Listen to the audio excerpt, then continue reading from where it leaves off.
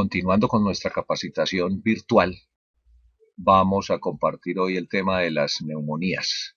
Inicialmente hablamos de neumonía clínica muy general, después hacemos una comparación entre bronquiolitis y asma y volvemos a retomar la parte de neumonía, pero ya enfocada desde el punto de vista tratamiento. Comencemos entonces con unos datos epidemiológicos y como una primera definición. ¿Por qué hablamos de neumonía clínica y qué dice la Organización Mundial de la Salud al respecto? Se define como neumonía clínica aquellas infecciones respiratorias asociadas a signos clínicos de neumonía, principalmente neumonía y bronquiolitis.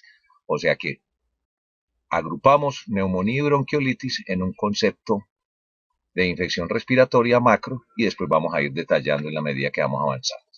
Entonces, la neumonía como tal se dice que es la principal causa de muerte en menores de 5 años en el mundo. También es importante tener en cuenta que tiene una incidencia. ¿Cómo así que una incidencia? Es decir, los casos nuevos que se encuentran en una población, diferente de la prevalencia, que son los casos que normalmente hay. Entonces, nos interesa la incidencia, los casos nuevos, al decir que la neumonía presenta una incidencia de 0.29 episodios por niño y por año en países en desarrollo. Traduciendo esto, van a surgir unas cifras alarmantes. O sea que encontramos que en el mundo se presentan 150 millones de casos nuevos, de los cuales hay una amplia variación entre un 7 y un 13%, es decir, entre unos 11 y 20 millones de esos pacienticos que sufren neumonía, ese porcentaje de 7 y 13 son suficientemente graves que requieren hospitalización.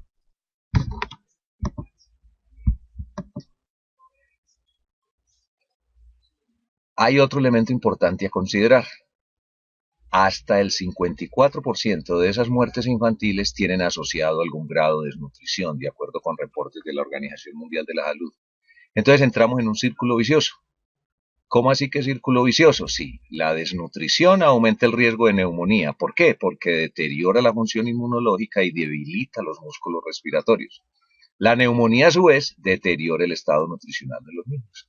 Entonces, de ahí la malignidad o la perversidad de este círculo vicioso, desnutrición y neumonía. Vamos detallando qué podemos hacer con esos casos que nos presentan o evitar que se nos presenten los casos. Entonces, niños con neumonía fallecen por insuficiencia respiratoria o por choque o shock séptico. ¿Qué podemos hacer desde el punto de vista prevención primaria? Vamos a manejar primero prevención primaria y más adelante hablaremos del tratamiento. Universalmente aceptado, la lactancia materna es el mejor remedio para muchas patologías.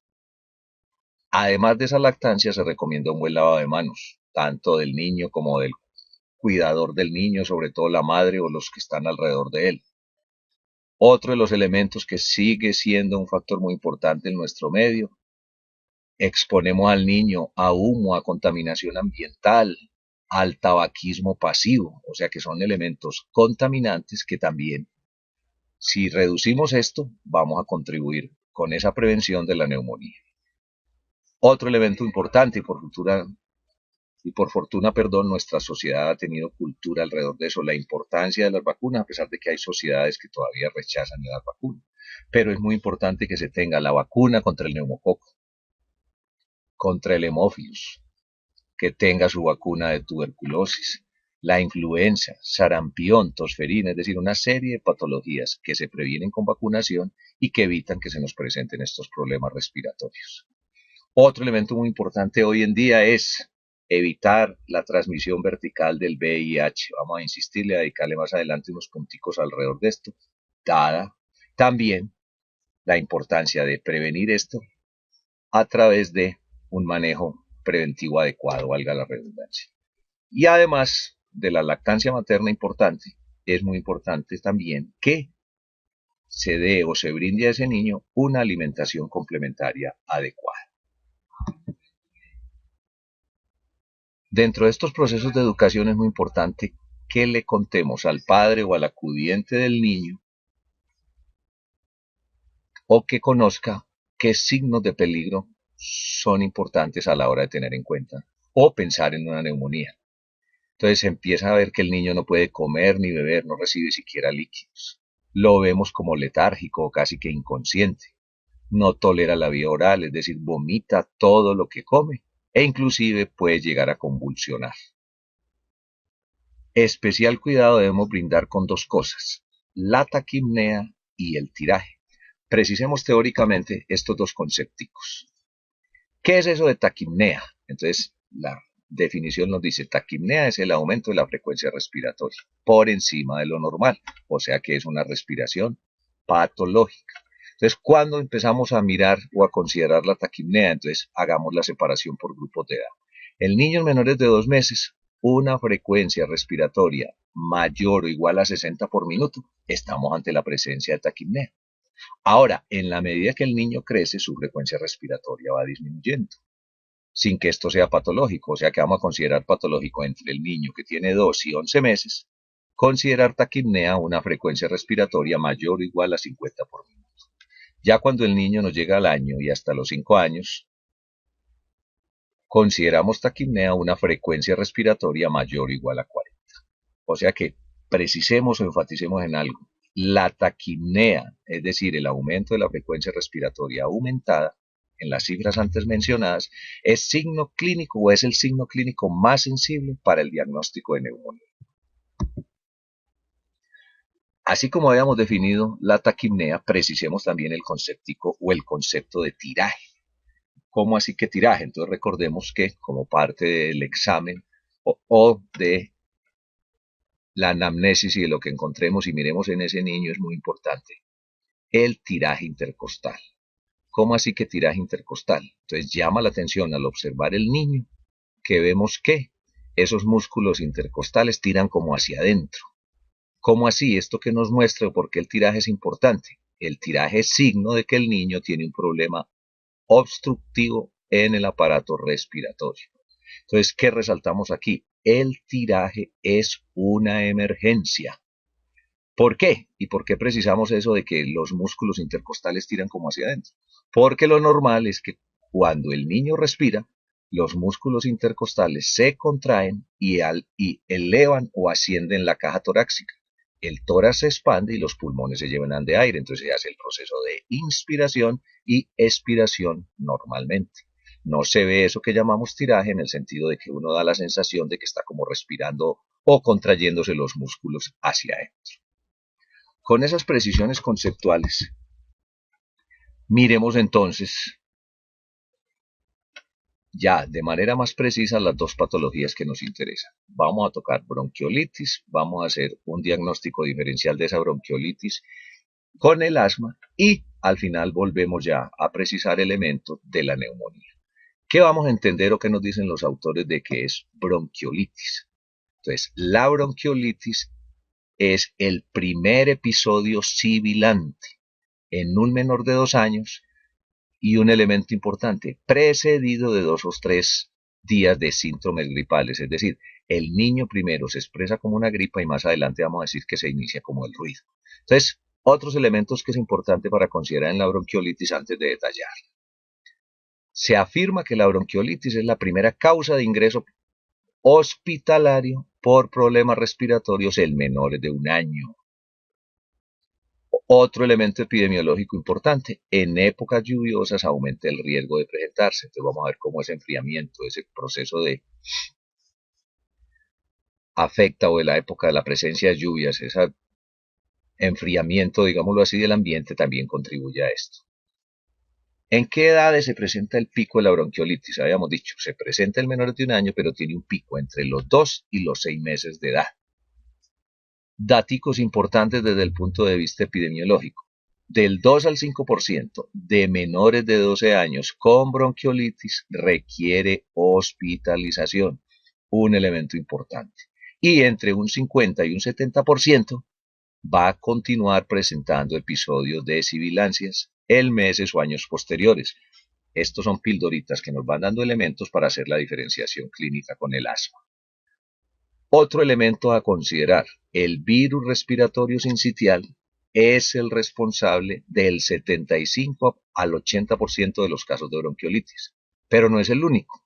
También tenemos que tener en cuenta la parainfluencia, adenovirus, rinovirus, el virus de la influencia, el metaneumovirus, el enterovirus, sarampión y varicela. Es decir, el principal es el virus respiratorio sincitial, pero también tenemos que tener en cuenta otros virus que nos dan patología respiratoria. Elementos, además, clínicos importantes. Entonces, de la bronquiolitis, ¿qué vamos a decir? Su diagnóstico es eminentemente clínico. ¿Qué nos va a ayudar además de lo que hemos venido diciendo? Entonces, enfaticemos. Se presenta en menores de 2 años. ¿Qué habíamos dicho? Se presenta inicialmente como un síndrome gripal, como un resfriado. Recordemos que la gripa nuestra es muy distinta a la gripa norteamericana. Una cosa es gripa y otra cosa es lo que nosotros llamamos resfriado. Previo a que haga ruido, entonces 2 o 3 días antes de que el cuadro se presente como ruidoso, hay un simple resfriado. ¿Qué es eso de que hace ruido después de 2 o 3 días de tener gripa? Entonces continúa con fiebre, casi siempre menor a 39 grados centígrados. El niño, como nos dicen la mamá, está mocoso, está con rinitis o la coriza que llamamos también como nombre similar a todo este episodio. Continúa con una tos, tiene una respiración ruidosa y viene elemento muy importante, las famosas sibilancias, es decir, el niño silba o el niño pita al respirar. Acompañado de esto hay dificultad respiratoria y esa misma dificultad respiratoria nos va a mostrar que se pueden presentar cianosis en casos graves. Otro elemento y que nos sirve también como diagnóstico diferencial es en los menores, en neonatos y lactantes pequeños, puede presentarse inicialmente como episodios de apnea. Entonces tengamos en cuenta nuevamente, menores de 2 años se inicia como síndrome gripal, como un resfriadito, el niño continúa con fiebre, moqueando, dificultad respiratoria, tengamos en cuenta las sibilancias y que en los menores la apnea puede ser el principal o el primer síntoma o la primera manifestación. ¿Qué factores de riesgo es importante que tengamos en cuenta? Entonces ya lo habíamos dicho. Ser menor de 3 meses es un factor de riesgo para pensar en bronquiolitis. Además, ese niño que es prematuro y es menor de 6 meses es un factor de riesgo. Pensar también o tener en cuenta las enfermedades congénitas cardiovasculares. Fíjense, muchas veces hablan primero por síntomas respiratorios. La displasia broncopulmonar, la fibrosis quística, son también factores de riesgo que nos van a orientar o hacer pensar en bronquiolitis. Trastornos de vías respiratorias inferiores. Un grupo de pacientes también con inmunodeficiencia, donde caen en cuenta o tenemos en cuenta los trasplantados. O sea, además de inmunodeficiencia, como tal, los trasplantados también son factor de riesgo. Enfermedades congénitas con compromiso pulmonar o cardiovascular. Enfatizar en esto también. Las enfermedades neurológicas de moderadas a graves. El síndrome de Down también es un factor de riesgo para pensar en bronquiolitis. Y como lo habíamos dicho, presencia de apneas. Y tengamos en cuenta que así como lo mencionábamos en la neumonía, en bronquiolitis también la desnutrición aguda grave es factor de riesgo. Elementos a tener en cuenta. Entonces, ¿qué llamamos o qué son signos de peligro en la bronquiolitis? Entonces habíamos dicho, en los menores puede manifestarse inicialmente como apnea, o sea que la apnea episódica nos va a llevar a pensar en bronquiolitis. El tiraje subcostal, ya definimos qué se entiende por tiraje subcostal. Ahora hablamos de taquipnea, estamos hablando de una respiración rápida. Ya mencionamos también las cifras a tener en cuenta de esa frecuencia respiratoria de acuerdo con el grupo de edad. Y todo lo anterior nos puede llevar a que haya una desaturación de oxígeno, de ahí la presencia de cianosis y ver que ese muchachito, ese niño no está oxigenando bien. Entonces se habla o se agrupa como desaturación de oxígeno. Ante estos síntomas, importante que tengamos en cuenta algo que nos va a ayudar al diagnóstico. Entonces es el uso o el empleo del pulso oxímetro, la oximetría de pulso. ¿En quiénes se recomienda emplear el pulso oxímetro? Aplicarlo o nos va a servir es para que en todo menor de 5 años con neumonía y en todo menor de 2 años con bronquiolitis utilicemos el pulso oxímetro. Pero tengamos en cuenta que que tenga todos los sensores adecuados, estar en lo que llamamos estado alerta y que tengamos una extremidad en el niño bien perfundida para que podamos medir la saturación de oxígeno. Entonces, de acuerdo con la altura sobre el nivel del mar, vamos a tener en cuenta cuando hablamos de hipoxemia, cuando hablamos de que no hay una adecuada saturación de oxígeno, y es importante que pensemos en hospitalizar o que tengamos que remitir el niño, o sea, que lo podamos hospitalizar de acuerdo con el nivel de complejidad donde el niño nos llegue, o si lo tenemos que remitir a una unidad de mayor complejidad para que se haga ese proceso de hospitalización. Entonces, ¿qué vamos a tener en cuenta? Entonces, en lugares de vivienda de 0 a 1500 sobre el nivel del mar, debe haber una saturación mayor de 94, es decir, si en esa altura sobre el nivel del mar tenemos una saturación menor o igual a 94, hospitalicemos al niño. A mayor altura, es decir, entre 1500 y a 2000 metros sobre el nivel del mar, si esa cifra es menor o igual al 92, ya sabemos lo que tenemos que hacer, hospitalizar o remitir para hospitalizar porque estamos en condiciones de hipoxemia. Y así sucesivamente, de 2001 a 2500, si la cifra es igual o menor a 90. De 2501 a 3000, menor o igual a 88. Y, aunque son alturas ya que tiene poco habitante, pero de todas maneras hay que tener en cuenta que Colombia tiene todas las climas y tenemos alturas hasta 4000 metros y más, entonces es importante también tener en cuenta que a más de 3000 metros y hasta 3500, una saturación de oxígeno menor o igual a 85 y de 3501 hacia arriba, menor o igual a 82. Entonces, utilizamos el pulsoxímetro, vimos los niveles de saturación de oxígeno, las condiciones de hipoxemia, cuándo se recomienda hospitalizar al niño. ¿Cómo vamos a hacer el tratamiento de la bronquiolitis? Entonces, hagamos al contrario. ¿Qué no se recomienda y por qué se dice que no son efectivos? Entonces, en un niño con bronquiolitis no es efectivo, no se recomiendan antibióticos. Igualmente, no es recomendable usar broncodilatadores beta-2 adrenérgicos de acción corta. Ahora vamos a mirar que esto nos va a servir para la prueba para el diagnóstico diferencial con asma, pero en el niño que ya sabemos que tiene bronquiolitis no se recomienda el uso de broncodilatadores. La adrenalina inhalada sola o en combinación tampoco se recomienda, y menos los esteroides sistémicos o inhalados.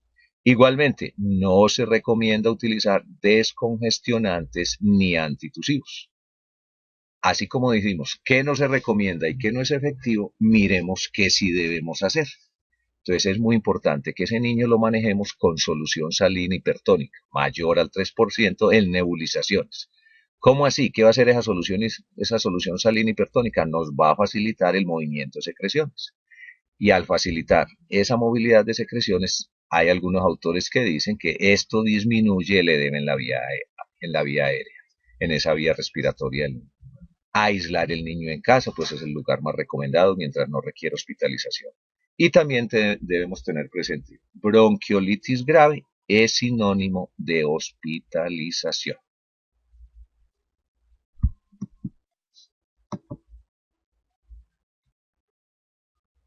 Entonces, como elemento importante, entonces además de esa solución salina que nos va a ayudar a mover las secreciones, es importante también que tengamos en cuenta que el niño lo mantengamos con buen nivel de oxígeno. Entonces de ahí que hablemos de oxigenoterapia, y el otro elemento es una buena hidratación. ¿Qué más debemos hacer? Entonces veníamos insistiendo desde que el niño, como es un pequeño, si tolera la vía oral, el remedio indicado es la leche materna. Y mantenerlo hidratadito, es decir, que además de la leche materna lo complementemos con líquidos orales. Necesitamos que esas vías aéreas estén despejadas, entonces hacerle lavaditos nasales con suero fisiológico cada 3, 4 horas, perdón. Estos lavados nasales nos ayudan a mantener esas vías aéreas despejadas. Recordemos que habíamos mencionado de mocus, de la coriza, de la rinitis, entonces esas suerito fisiológico nos va a ayudar a mantener esas vías aéreas altas despejadas. Igualmente, es importante que una vez dado de alta el niño, le hagamos revisión médica. Ojalá una revisión temprana, es decir, en los próximos 2 días inclusive en bronquiolitis leve. Hagamos entonces el diagnóstico diferencial entre bronquiolitis y asma. Habíamos dicho que esas bronquiolitis se expresa por sibilancias, casi siempre un primer episodio, pero también el asma maneja sibilancias. Entonces, ¿qué vamos a hacer? Vamos a hacer la famosa prueba terapéutica con los broncodilatadores beta 2 de acción corta inhalados. Ojo, no nebulizados y utilizamos espaciador. ¿A qué dosis? 200 microgramos cada 10 minutos y vamos a hacer una evaluación clínica máximo en 60 minutos. ¿Qué va a consistir esa evaluación? En que observemos la frecuencia respiratoria y la saturación de oxígeno. Entonces, si hay una respuesta positiva y en el interrogatorio vemos que ha habido episodios previos y que se van a seguir presentando episodios recurrentes, agreguemos esteroides porque estamos ante la presencia de asma. Entonces, prueba terapéutica con broncodilatadores, agregamos esteroide, observamos frecuencia respiratoria, saturación de oxígeno, y si la respuesta positiva a esto es, pensemos en asma. Volvamos entonces y vamos a enfatizar ya para dedicarnos al tratamiento de lo que es la neumonía. ¿Cómo nos define entonces? Ahora habíamos hecho una definición sencilla, básicamente sumando bronquiolitis y neumonía. Vamos a precisar ya más el concepto de neumonía y enfatizarnos sobre todo en la neumonía grave, que es la causa principal de muerte en este grupo patológico. Entonces, ¿qué nos dice la Organización Mundial de la Salud que vamos a entender por neumonía? Entonces, se dice que es la presencia de síntomas y signos respiratorios menores. ¿Qué pasa? Ya tienen 15 días de evolución.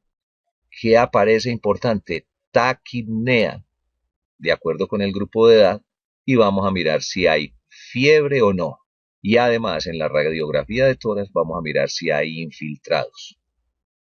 Se habla de que radiografía de tórax, obviamente en lugares donde podamos practicar o tomar esa placa radiológica. Se dice que se le confiere gravedad cuando presenta tiraje subcostal.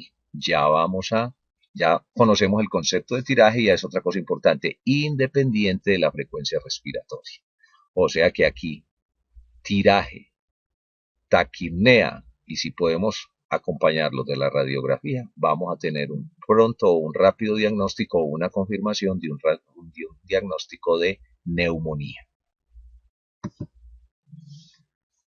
¿Cómo vamos a manejar entonces esa neumonía? Vamos a ver diversas formas en ese sentido. Entonces, lo esencial, oxígeno. Y vamos a acompañarlo aquí, sí, distinto a la bronquiolitis, vamos a hacer manejo antibiótico. ¿Cómo va a ser el manejo antibiótico? Vamos a emplear amoxicilina oral, 90 miligramos por kilo día por 5 días. Otro elemento importante, solo requieren antibióticos niños con evidencia radiológica de consolidación. Entonces, ¿qué tenemos hasta ahora? Neumonía, tratamiento con oxígeno.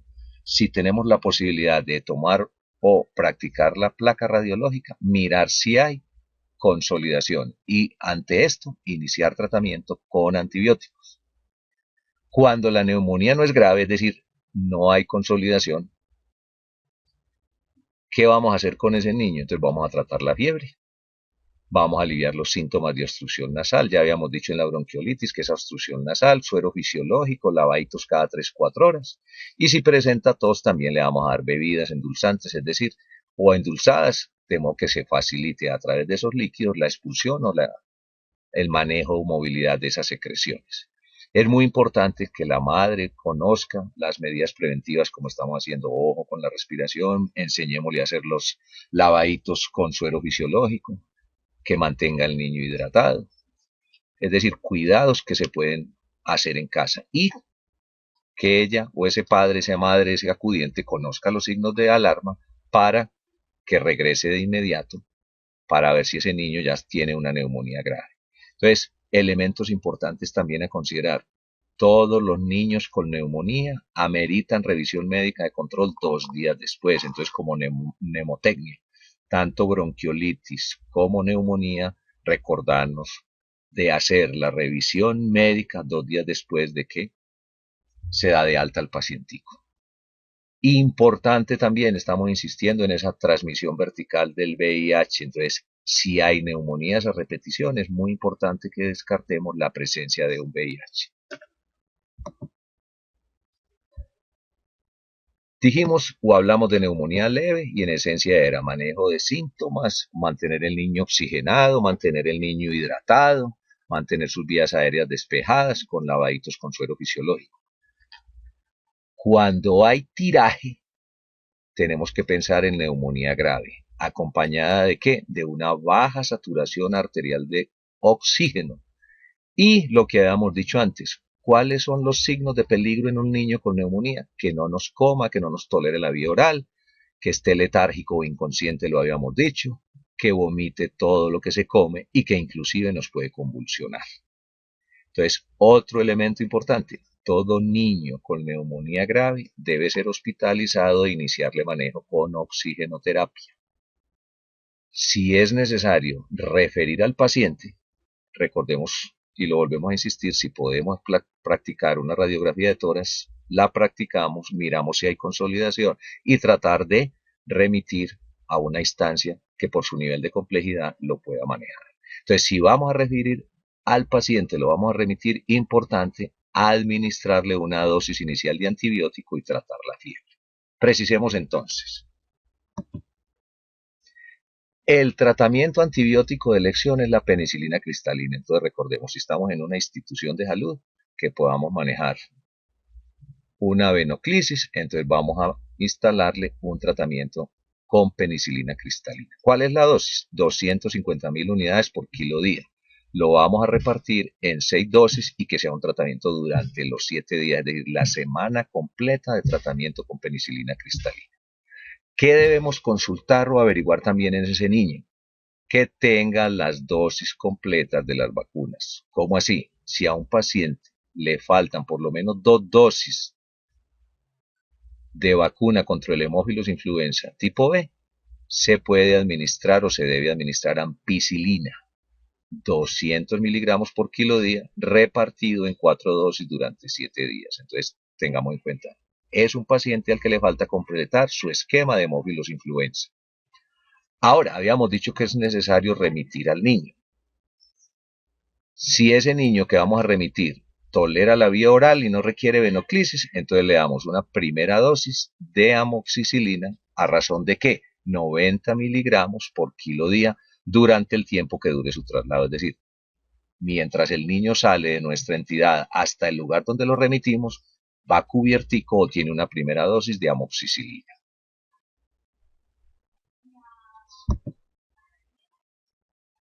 ¿Qué debemos considerar también?